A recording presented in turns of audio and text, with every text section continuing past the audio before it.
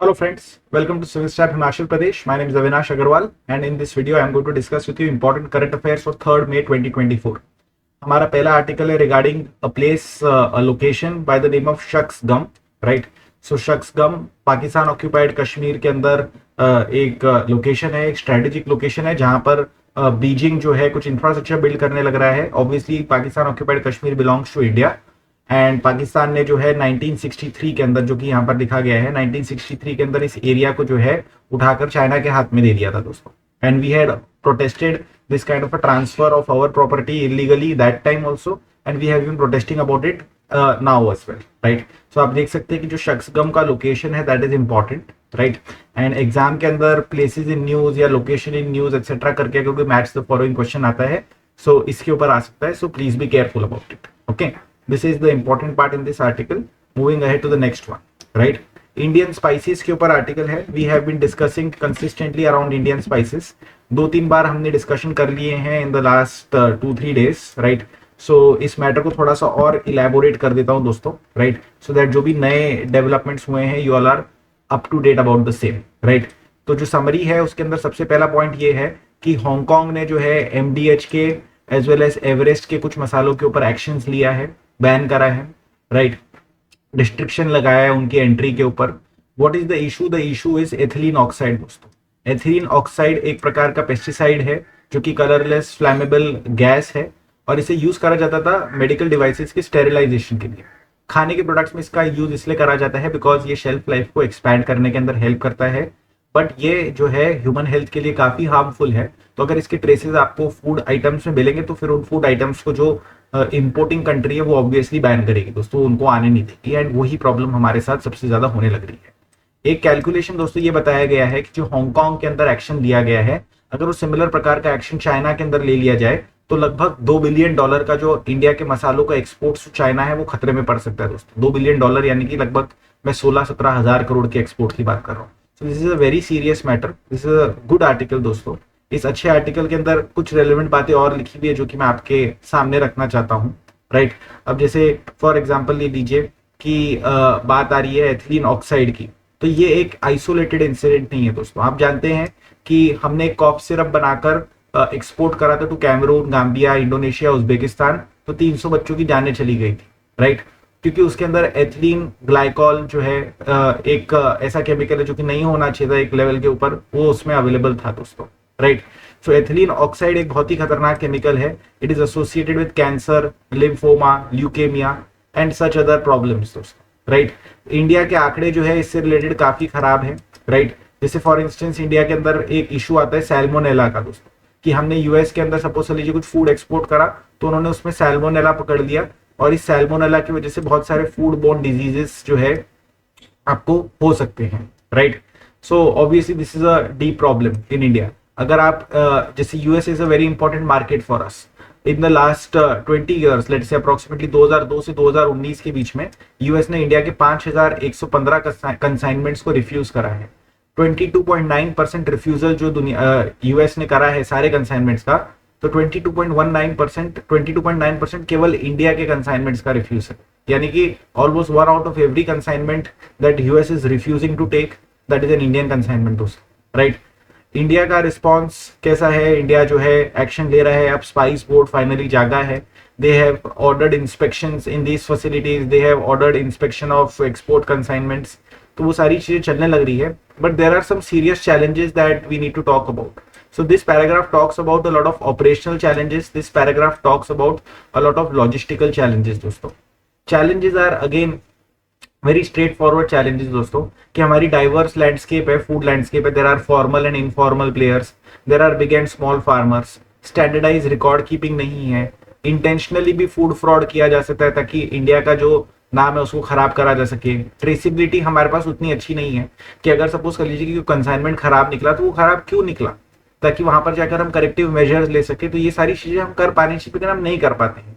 हमारे पास इंफ्रास्ट्रक्चर नहीं है टेस्टिंग का दोस्तों। जैसे for instance we have only 9 labs in our country. वो 9 लैब्स की जो लोकेशन है वो हैपहैजार्ड लोकेशन है, right. Almost 10 states union territories ऐसे हैं जहां पर कोई भी लैबोरेटरी नहीं है दोस्तों। तो आप क्या सोचते हैं दोस्तों, 9 लेबोरेटरीज मिलकर इंडिया जो है लगभग $4 बिलियन के भी अगर मसाले एक्सपोर्ट कर रहा है, यानी कि लगभग 35,000 करोड़ के मसाले एक्सपोर्ट कर रहा है। तो क्या 9 लैब 35,000 करोड़ के मसालों की टेस्टिंग कर सकते हैं? हाईली अनलाइकली दोस्तों। एफएसएसीआई एज अ बॉडी जो है उसकी जो फुल स्ट्रेंथ है वो फुल स्ट्रेंथ पे काम नहीं कर रही है। 1/3 ऑफ एफएसएसीआई के अंदर जो है वैकेंसी पड़ी हुई है दोस्तों, राइट। सो ये सारे स्टेप्स हैं, ये सारे इश्यूज हैं जिनको हमारे को टैकल करना है, right. I remember that there was this scheme by the government of India, zero effect zero defect, right, कि हम क्वालिटी इंश्योर करेंगे, अच्छा काम करेंगे, कोई भी डिफेक्ट नहीं होगा, खराब काम नहीं करेंगे, नाम बनाएंगे, एटसेट्रा एटसेट्रा। ये प्रकार के स्कीम का प्रॉपर इंप्लीमेंटेशन होना चाहिए एवरी लेवल के ऊपर। देयर शुड बी सेंसिटाइजेशन दोस्तों। जैसे कि मैंने आपको ये कैलकुलेशन बताया कि अगर सिमिलर प्रकार के स्टेप चाइना ले लेता, जो कि हांगकांग ने ऑलरेडी ले लिए हैं इंडिया के अगेंस्ट, तो इंडिया के 2 से 2.5 बिलियन डॉलर के मसालों के एक्सपोर्ट जो है वो फंस सकते हैं। So it's a very serious matter. I have explained the entire article to you. There is not much left in it, but आपको फिर भी पढ़ना चाहिए तो ताकि आपकी सारी चीजों का रिविजन और आपको सारी चीज समझ में आए। Next article is regarding mpox. Mpox एक प्रकार की डिजीज है दोस्तों। प्रीलिम्स एक्सेट्रा के अंदर डिजीजेस से रिलेटेड क्वेश्चंस पूछे जाते हैं। So mpox is basically a variant of monkey pox, जो कि कॉन्गो के अंदर काफी ज्यादा स्प्रेड होने लग रहा है दोस्तों, राइट। तो ये जो बीमारी है that is spreading because of sexual contact and animals से जंप करके ह्यूमंस में आ चुकी है और ह्यूमंस में ये स्प्रेड होने लग रही है। और स्प्रेड होते होते जो ये म्यूटेट होने लग रही है, यानी कि इसका कैरेक्टर चेंज होने लग रहा है, इवॉल्व होने लग रहा है, right. It is a very highly spreading disease. ये एक हेल्थ इमरजेंसी के तौर के ऊपर जो है कॉन्गो के अंदर ऑलरेडी डेवलप हो चुकी है और वर्ल्ड हेल्थ ऑर्गेनाइजेशन जो है कंट्रीज को रिक्वेस्ट कर रहा है कि आपको इस समय के अंदर जो है कॉन्गो की हेल्प करनी चाहिए। One another problem which is happening with disease which is new is that कि पहले कैसा होता था दोस्तों कि इस डिजीज के से एसोसिएटेड ये जो लीजन्स है दोस्तों, ये लीजन्स आपके चेस्ट, हैंड, फीट के ऊपर होते थे। इन दिस पर्टिकुलर वेरिएंट जो कि अब स्प्रेड होने लग रहा है, तो ये लीजन्स जो जेनाइटल्स के ऊपर आ रहे हैं, जिसकी वजह से इनका जो जांच है और उसका जो इलाज है, it is becoming even more difficult. It is spreading via sex. So there are certain communities जो कि फॉर एग्जांपल गे और बाइसेक्सुअल मेन है, राइट, उस कम्युनिटी के अंदर इस डिजीज की स्प्रेड ज्यादा हमारे को देखने को मिल रही है। So they are the ones who are at the most risk. तो वहां पर sensitisation, awareness and appropriate precautions लेने की हमारे को रिक्वायरमेंट है। टेक्निकली स्पीकिंग दोस्तों, देर आर मल्टीपल वेरिएंट्स इस डिजीज के। तो जो वेरिएंट्स है उनको हम क्लैड कह रहे हैं दोस्तों, क्लैड 1 एंड क्लैड 2। तो क्लैड 1 एक ऐसा वेरिएंट था जहां पर 10% मोर्टेलिटी थी, whereas क्लैड 2 एक ऐसा वेरिएंट है जहां पर ओनली 1% मोर्टेलिटी है, बट वो ज्यादा तेजी से स्प्रेड होता है क्लैड 2, राइट। सो ये वेरियस प्रकार के वेरिएंट्स है जिससे हमारे को जो है बचाव करनी है। It is very important that vaccines and treatment is made available to Congo. Congo is not one of the most richest countries in the world, so it will require a lot of help. But as of now की जो situation है वो काफी grim situation है, because जो help available होनी चाहिए थी वो हेल्प अवेलेबल नहीं करवाई गई है। So that is something that world together has to do something about, is what WHO is saying. Moving ahead to the next article, this is a very beautiful article written by Mr. Vinod Paul, जो कि नीति आयोग के member है। उन्होंने India के द्वारा लिए गए health care या हेल्थ केयर सिस्टम्स को इम्प्रूव करने के लिए क्या पैसा खर्ची गया है, क्या स्कीम्स लॉन्च करी गई है, क्या स्टेप्स लिए गए हैं। He has given a beautiful list of steps and schemes and measures which have been taken, right. अब जैसे फॉर एग्जांपल मैं आपको यहाँ पर कुछ इंपॉर्टेंट फिगर्स जो है नोट करवाना चाहता हूं, सो दैट आपके जहन में रहे, right. So first important figure you should note down is related to government health expenditure. So government health expenditure was 1.13% in 2014-15 and now it has increased to 1.84% in 2021-22. यानी कि government is taking this entire matter very seriously and it is not just because of Covid. Covid के पहले से भी बढ़ रहा था, Covid के दौरान भी बढ़ रहा है एंड शायद कोविड के बाद भी बढ़ने लग रहा है उसमें। On a per capita basis के ऊपर अगर आप गवर्नमेंट के एक्सपेंडिचर को देखेंगे तो हमने जो है 1108 रुपए खर्चा करते थे 1415 के अंदर, and now we are spending 3156 rupees on a per capita basis. यानी कि जो पर कैपिटा अवेलेबिलिटी ऑफ शायद बेड्स होंगे, हॉस्पिटल्स होगी, डॉक्टर्स होंगे, नर्सेज होंगे, सारी चीजों के अंदर थोड़ा थोड़ा इंप्रूवमेंट हुआ होगा बिकॉज पर कैपिटा बेसिस पे we have been able to increase expenditure, right. उसके अलावा अगर आप देखें दोस्तों तो गवर्नमेंट बैक्ड इंश्योरेंस, राइट, जो गवर्नमेंट बैक्ड इंश्योरेंस है, so we have been able to increase spending on government backed insurance by 4.4 times. So earlier we were spending 4,757 crores, now we are spending 2,771 crores. And इसका सबसे बड़ा श्रेय जाता है आयुष्मान भारत प्रधानमंत्री जन आरोग्य योजना के लिए। इस पर्टिकुलर स्कीम के माध्यम से 12 करोड़ परिवारों को जो है 5 लाख रुपए तक का per year hospitalisation expense cover करवा कर दिया गया है, right.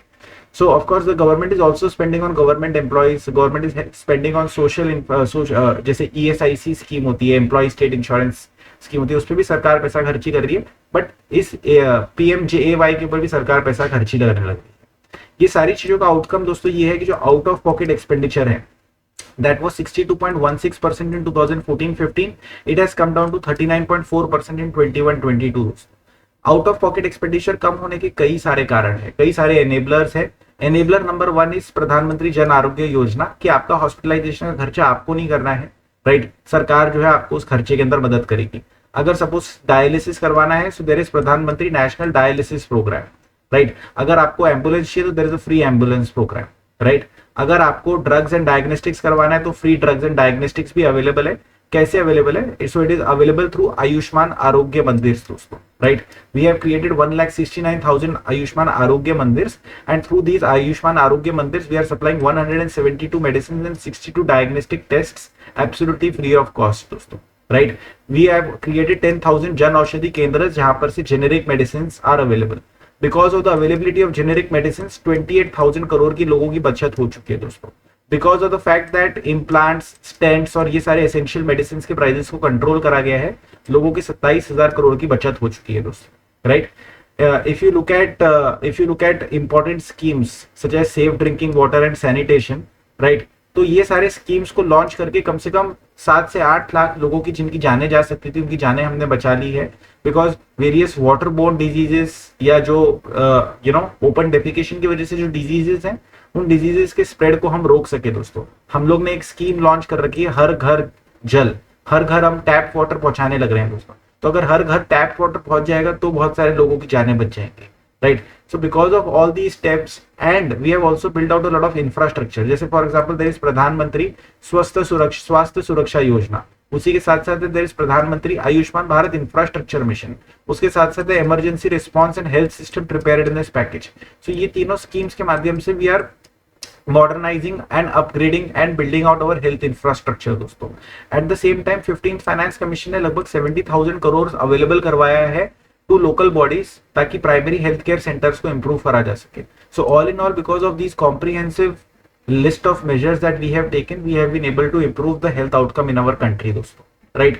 next article is regarding प्रधानमंत्री जन आरोग्य योजना, और इस आर्टिकल का थ्रस्ट पॉइंट ये है दोस्तों कि do we need to change the design of this scheme और नॉट। मैं आपको पहले इसकी समरी बता देता हूं, फिर आपके लिए ये इजी होगा समझना कि इस आर्टिकल के अंदर बेसिकली क्या बताया जाने वाला है। देखिए दोस्तों, प्रधानमंत्री जन आरोग्य योजना के अंदर हम लोग क्या करते हैं ना कि एम्पैनल्ड हॉस्पिटल्स क्रिएट करते हैं, राइट। और वो एम्पैनल्ड हॉस्पिटल प्राइवेट सेक्टर के भी हो सकते हैं और वो एम्पैनल्ड हॉस्पिटल जो है वो पब्लिक सेक्टर के भी हो सकते हैं दोस्तों, right. They can be private और they can be public, right. और आप यहाँ पर जाकर अपना इलाज करवा सकते हैं। And the idea is that कि हर एक हॉस्पिटल को जो है हमने एक रेट चार्ट दे रखा है कि अगर आप ये ट्रीटमेंट करेंगे तो आपको ये रेट मिलेगा, ये ट्रीटमेंट करेंगे तो ये रेट मिलेगा, ये ट्रीटमेंट करेंगे तो ये रेट मिलेगा, so on and so fourth. Problem इस स्कीम के अंदर दोस्तों क्या होने लग रही है कि एक तो नंबर ऑफ एम्पैनल्ड हॉस्पिटल्स जितने होने चाहिए उतने नहीं है, कम है। तो बिहार के अंदर फॉर एग्जाम्पल एक एम्पैनल्ड हॉस्पिटल के ऊपर 30,000 पेशेंट समथिंग का लोड है, right, which is way too much. वो नहीं हैंडल कर पाएगा, उसके पास बेड्स ही नहीं है तो वो ट्रीटमेंट नहीं करेगा तो लोगों को इलाज नहीं मिलेगा, वो लोगों को रिफ्यूज करेंगे। सेकेंड प्रॉब्लम ये है कि डिले है पेमेंट के अंदर, कि ट्रीटमेंट कर दिया हॉस्पिटल ने लेकिन गवर्नमेंट ने उसका बिल नहीं चुकाया। तीसरा प्रॉब्लम ये है दोस्तों कि हॉस्पिटल ने ट्रीटमेंट कर दिया लेकिन फिर सरकार ने या फिर सरकार की एजेंसी ने रिफ्यूज कर दिया कि नहीं आपने गलत ट्रीटमेंट कराया, जरूरत ही नहीं थी, हम आपका पेमेंट नहीं करेंगे। चौथा प्रॉब्लम दोस्तों ये है कि जो रेट चार्ट सरकार ने बनाया है वो कई बार ऐसा आता है कि वो आर्बिट्ररी रेट चार्ट है, जितनी रेट्स मिलनी चाहिए ट्रीटमेंट की उतनी रेट्स दी नहीं जा रही। तो ये सारे स्टेप्स की वजह से प्राइवेट सेक्टर उतना इन्वॉल्व होता नहीं, प्राइवेट सेक्टर सही से इस स्कीम को सक्सेस करवाने के अंदर आपकी मदद नहीं कर सकता। तो इस फिर आर्टिकल के अंदर आगे और अच्छी बात ये बताई जाती है कि जिन भी देशों ने यूनिवर्सल हेल्थ कवरेज अचीव करा है, चाहे वो टर्की हो, चाहे वो उरुग्वे हो, चाहे फिर वो आपका इंडोनेशिया हो, या कोई भी ऐसे 5-7 देशों के नाम लिखे हुए हैं, तो उन सारे देशों ने जो अचीव करा यूनिवर्सल हेल्थ कवरेज, यानी कि चाहे कोई भी सिटीजन हो उसका मुफ्त इलाज होगा, उसको मुफ्त दवा दारू मिलेगी, तो उन्होंने कैसे अचीव करा कि उनके पास एक इंश्योरेंस स्कीम थी, बट वो इंश्योरेंस स्कीम पब्लिक सेक्टर के लिए थी, यानी कि एक स्ट्रॉन्ग पब्लिक सेक्टर एग्जिस्ट करा था। पहले एक स्ट्रॉन्ग पब्लिक सेक्टर बनाया गया जिसके पास एडिक्वेट बेड्स है, एडिक्वेट डॉक्टर्स है, एडिक्वेट कैपेबिलिटीज है, एडिक्वेट कैपेसिटीज है, और उसके ऊपर एक इंश्योरेंस स्कीम लगाई गई कि आप जाकर इनमें से कहीं पर भी जाके अपना इलाज करवाओ कोई भी पब्लिक हॉस्पिटल के अंदर, और आपका इलाज हो जाएगा तो उसके बाद इनको पैसा मिलेगा, तो वो ऑटोमेटिकली काम करेगा। तो doctor, nurse, peon, administration, management automatically काम करेगा, क्योंकि उनको पैसा बैठे बैठे नहीं मिलेगा, उनको पैसा तब मिलेगा जब वो काम करते हैं। विच डज नॉट मीन कि हमारे पब्लिक हॉस्पिटल आज के दिन काम नहीं कर रहे हैं, बट हमारे को मेक श्योर करना है कि ईच एंड एवरी सिटीजन की जो रिक्वायरमेंट है वो public health care system meet कर सके, ये प्रकार का सिस्टम बनाना है। तो ये इंडिया के अंदर प्रॉब्लम क्या हो रही है दोस्तों, कि हमने क्या कर रखा है ना, कि private sector plus public sector दोनों के ऊपर जो है हमने ये यूएचसी को लगा दिया है। पब्लिक सेक्टर प्राइवेट सेक्टर के ऊपर धकेलता रहता है, प्राइवेट सेक्टर पब्लिक सेक्टर के ऊपर जो है धकेलता रहता है।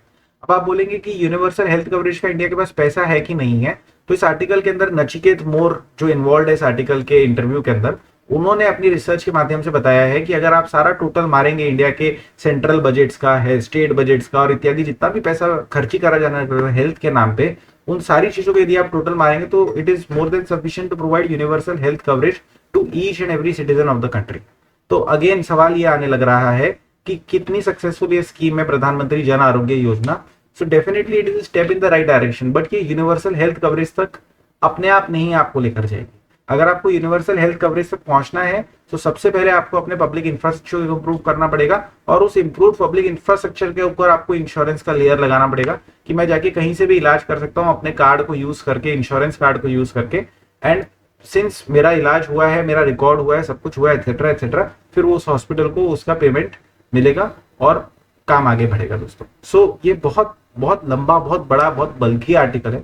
आई have explained almost the entire essence of this article. जब आप इस आर्टिकल को पढ़ेंगे तो मेरी बोली हुई सारी बातें जो है आपके सामने उभर के आएंगी दोस्तों, राइट। जो बिहार का मैंने 30,000 बोला था वो 10,000 है, just keep that one small correction in mind, right. Moving ahead, recognise menstrual leave as a women's right दोस्तों। मेंस्ट्रुअल लीव यानी कि आप जानते हैं कि जो मेंस्ट्रुएशन होता है, जो पीरियड्स होते हैं एक सर्टेन एज के ऊपर लड़कियों को एज वेल एज लेडीज को, तो उस दौरान उन काफी क्रैम्प्स होते हैं, उन्हें काफी पेन होता है, काफी दिक्कत होती है काम करने के अंदर। तो इस आर्टिकल के अंदर यही बताया जा रहा है कि we should probably think in terms of giving menstrual leave to women दोस्तों, राइट। तो इसका मैं आपको पूरा समरी बता देता हूँ। जैसे डीएमके तमिलनाडु के अंदर पॉलिटिकल पार्टी है, उन्होंने जो है इस चीज को अपने मैनिफेस्टो के अंदर लिखा है कि अगर वो लोग पावर में आते हैं तो वो लोग जो है इस चीज के ऊपर काम करेंगे। उसके अलावा कई सारे मेंबर ऑफ पार्लियामेंट्स ने जो है at various points of time private member bill लेकर आया है ताकि इस टॉपिक के ऊपर डिबेट करवाई जा सके, ताकि इस टॉपिक के ऊपर प्रोग्रेस करवाई जा सके।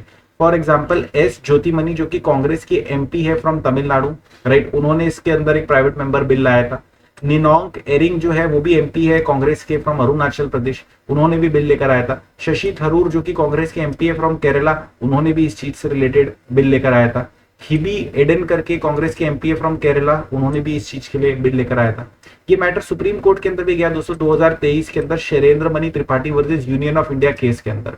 तो उस केस के अंदर सुप्रीम कोर्ट ने कोई टिप्पणी नहीं करी, बोला कि ये पॉलिसी का मैटर है, सरकार को इसके ऊपर काम करना चाहिए। बट अनफॉर्चुनेट बात यह है कि ना बीजेपी ना कांग्रेस किसी के भी मैनिफेस्टो के अंदर इस चीज के बारे में बात करी नहीं गई है। और अगर आप ध्यान से देखें दोस्तों तो इस चीज के अंदर कई सारे हमारे स्टेट्स काफी ज्यादा आगे हैं हमारे से। जैसे फॉर एग्जांपल केरला के अंदर दोस्तों 1912 के अंदर ये चीज सामने आई थी कि जो बच्चियां एग्जाम दे रही है अगर सपोज उन्हें मेंस्ट्रुअल लीव चाहिए तो उन्हें वो लीव दी जाएगी। बिहार के अंदर 1992 के अंदर जो है गवर्नमेंट ने 2 दिन की मेंस्ट्रुअल लीव अपने एम्प्लॉइज को दी थी। केरला ने जनवरी 2023 के अंदर जो है menstrual and maternity leave introduce करा है for students above the age of 18। We are not the only country जो कि इसके ऊपर काम कर रहा है। Japan, Indonesia, South Korea, Taiwan, Vietnam, Sweden, Spain, ILO, world health organisation, इन सारे एजेंसीज कंट्रीज के अंदर जो है इसके ऊपर ऑलरेडी काम कर दिया जा चुका है दोस्तों। केवल एक जगह पर जहां पर काम नहीं करा गया है वो है इंडिया के सोशल सिक्योरिटी कोड के अंदर, जिसके अंदर मेंस्ट्रुअल हेल्थ के बारे में कोई बात नहीं करी गई थी दोस्तों।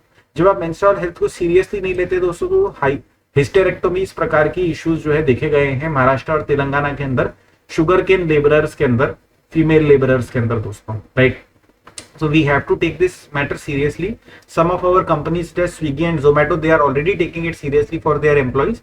But there is a requirement कि हम इसे debate करें, discuss करें and इसे आगे लेकर जाएं, right?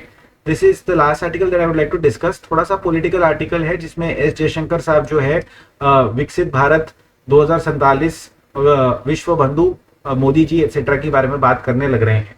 आर्टिकल के अंदर वैसे देखा जाए तो कुछ भी गलत नहीं लिखा हुआ है। इस आर्टिकल के अंदर ऑब्वियसली यही बताया गया है कि अगले 25 सालों में India is going to be a developed country की तरफ जाने वाला है, विकसित भारत की तरफ जाने वाला है, राइट। और ये चीज इंश्योर करने के लिए देयर इज पॉलिटिकल स्टेबिलिटी जो कि रिक्वायर्ड है, कंटिन्यूअस रिफॉर्म्स जो कि रिक्वायर्ड है, राइट। तब जाकर हम हमारे गोल्स को जो है अचीव कर पाएंगे, राइट। एंड ये गोल को जो है अचीव करने के लिए obviously we need very good relationships with the rest of the world, ताकि जो भी हमारे को सोर्सेज चाहिए, मार्केट्स चाहिए, टेक्नोलॉजीज चाहिए, बेस्ट प्रैक्टिसेस चाहिए, वो सारी चीजें हमारे को मिल सके। तो यही चीज को इंश्योर करने के लिए भारत फर्स्ट अप्रोच जो है सरकार ने अपनाया हुआ है, राइट। और इस भारत फर्स्ट अप्रोच को ध्यान में रखते हुए हमने क्या करा हुआ है कि एक मल्टी वेक्टर डिप्लोमेसी करने लग रहे हैं। मल्टी वेक्टर डिप्लोमेसी मतलब यूएस के साथ भी रिलेशन है, और हमारा रशिया के साथ भी रिलेशन है, सऊदी के साथ भी रिलेशन है, और ईरान के साथ भी रिलेशन है, इजराइल के साथ भी रिलेशन है, मिडल ईस्टर्न कंट्रीज के साथ भी रिलेशनशिप है, राइट। यानी कि हमने क्या करा है कि हमारे पार्टनर्स को मैक्सिमाइज करा है और हमने हमारे प्रॉब्लम्स को मिनिमाइज करने की कोशिश करी है, और जो स्टैंड हम हमारे फेवर में लेना चाहते हैं वो स्टैंड हम लोग जो है हमारे फेवर में लेने लग रहे हैं।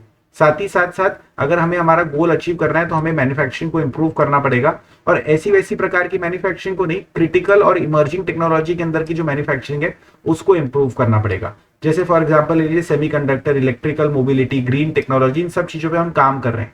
लेकिन हमारे अकेले काम करने से कुछ नहीं होगा दोस्तों। There is international collaboration that is required and effective diplomacy that is required, और ये सारी चीजों को ध्यान में रखकर जो है अच्छा काम करा जाने लग रहा है, ताकि जो मेक इन इंडिया उसको सक्सेसफुल बनाया जा सके, राइट। इंडिया के अंदर की डिफेंस के आइटम्स है वो इंडिया के अंदर ही हम बनाएं, ताकि जो हमारी एक्सटर्नल रिलायंस है उसके ऊपर हम लोगों को जो है कम रहे। इंडिया के जो स्किल्स एंड टैलेंट्स है उसको दुनिया के अंदर जो है रिकॉग्नाइज करा जाने लग रहा है, राइट। और इसी चीज को ध्यान में रखते हुए इस आर्टिकल में कहा गया है कि हमें हमारे एजुकेशन और ट्रेनिंग इंफ्रास्ट्रक्चर और कैपेसिटीज को और बेहतर डेवलप करना चाहिए। तो अब हमारे टैलेंट को दुनिया में सब जगह जगह मिल रही है। जैसे for example we have mobility agreements with European nations, Australia, Japan, right. So global workplace बनने लग रही है जिसमें इंडियंस जो है कंट्रीब्यूट कर पाने लग रहे हैं, और उसके लिए इंडियंस की एजुकेशन और ट्रेनिंग के ऊपर अच्छा काम करने की रिक्वायरमेंट है।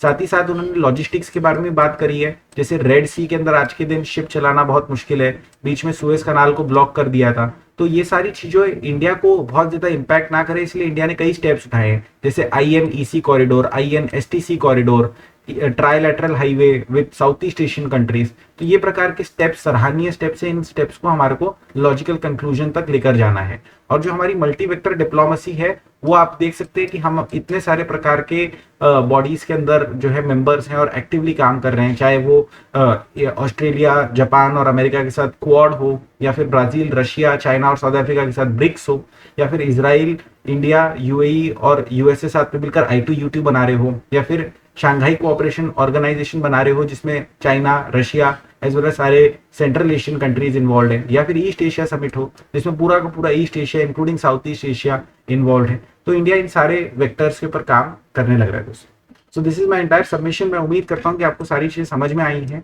राइट। और अच्छा लगा तो आप इस वीडियो को जरूर लाइक एंड शेयर करिएगा। Thank you so much, all the very best and Jai Hind to all of you.